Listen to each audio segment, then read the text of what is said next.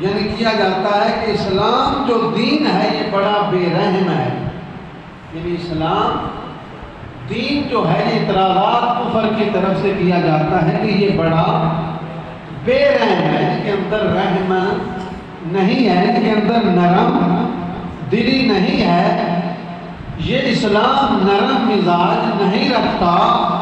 یہ اعتراضات کفر کی طرف سے کیا جاتا ہے. یعنی وہ یہ کہنا چاہتے ہیں کہ اتنے کروڑوں کی تعداد میں، لاکھوں کی تعداد میں ایک دو دن میں جانوروں کے خون بہائے جاتے ہیں، ان کی قربانیاں کی جاتی ہیں، تو یہ کتنی بے رحمی ہے کہ جانوراں گردنہ پہ چھری چلا دینا، انہیں ذبح کر دینا. تو یہ اعتراضات کیا جاتا ہے غیر مسلم قوم کی طرف سے. تو حتیٰ کہ اگر غیر مسلم قرآن کی پہلی سورت سے اگر پڑھیں تو بسم اللہ الرحمن الرحیم، اللہ کے نام سے شروع کرتا ہوں جو رحمان بھی ہے رحیم بھی ہے. اس جیسا رحمان رحیم کوئی نہیں ہے. تو ان کو پتہ چل جائے کہ اسلام پہ رحمی والا دین نہیں ہے بلکہ رحم والا ہے.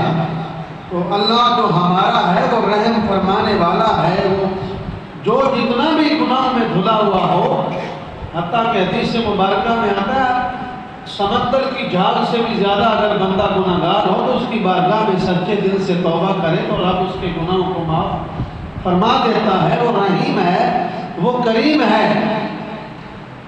قربان جائیں اللہ رب العزت کے نام پر جس نے اس کائنات میں عدل کا نظام قائم فرمایا، شریعت محمدی کے ذریعے حقوق اللہ، حقوق العباد کی تعلیم دی، اور اس کے بعد حقوق جو ہیں حیوانوں کے، جانوروں کے حقوق بھی اسلام نے ہمیں بتائے ہیں.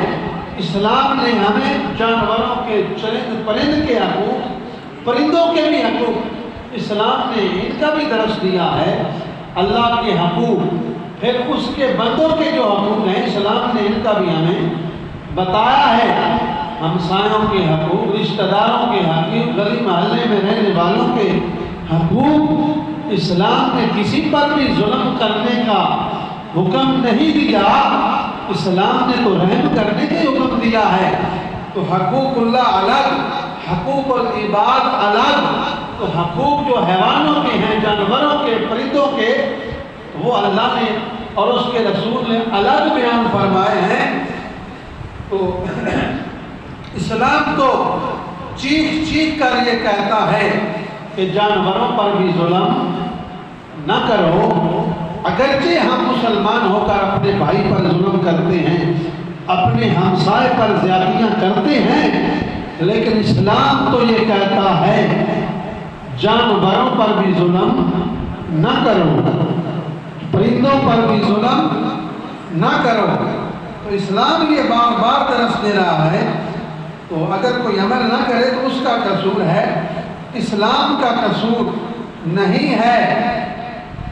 تو اس کے ساتھ اگر آپ نبی رحمت صلی اللہ علیہ وآلہ وسلم کے فرمان پڑھیں تو حضور نبی رحمت صلی اللہ علیہ وسلم کو صحابہ کرام نے یہ بات عرض کی، یا رسول اللہ، یا حبیب اللہ، مدینہ میں ایک عورت رہتی ہے، وہ بڑی نماز پڑھنے والی ہے، بڑی تہجد گزار، بڑی پرہیزگار، یا رسول اللہ بڑے نیک عمل کرتی ہے. ساتھ یہ بتایا کہ وہ بلی پر ظلم کرتی ہے، اس کے کھانے پینے کا خیال نہیں رکھتی. رسول اللہ کو یہ بات بتائی کہ ہے تہجد گزار، ہے نماز پڑھنے والی، باقی اس کے عمل بہت اچھے ہیں، لیکن بلی کے ساتھ زیادتی کرتی ہے. تو آقا کریم صلی اللہ علیہ وآلہ وسلم نے فرمایا جہنم میں جائے گی، جہنم میں جائے گی. تو یہود و نصارہ کہتے ہیں کہ اسلام بے رحمہ دین ہے، تو میرے آقا تو کہتے ہیں کہ بلی پر بھی جو ظلم کرے وہ بھی جنت میں نہیں جائے گا. اسی طرح نبی پاک صلی اللہ علیہ وآلہ وسلم نے اپنے صحابہ سے وہ یہ بات سنائی کہ بنی اسرائیل کا ایک شخص تھا، وہ رستے میں گزر رہا تھا تو اسے پیاس لگی۔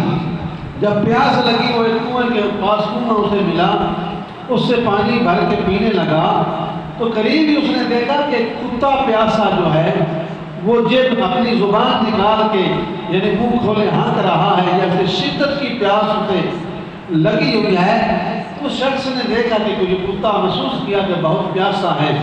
اس نے ایک روایت میں عورت کا نام بھی آتا ہے، تو چلو جو بھی تھا، عورت تھی یا مرد تھا، انہوں نے اس کنویں سے جوتے کے ذریعے پانی نکالا اور اس کو کتے پیاسے کو پانی پلایا۔ تو نبی پاک صلی اللہ علیہ وسلم نے فرمایا اس بنی اسرائیل کے شخص کو اللہ تعالیٰ نے کتے پیاسے کو پانی پلانے کی وجہ سے جنت عطا فرما دی۔ تو اب پتہ چلتا ہے کہ اسلام بے رحمہ دین نہیں ہے، اسلام تو جانوروں پر بھی رحم کرنے والا دین ہے۔ جو ظلم کرے اسے جہنم کی وجہ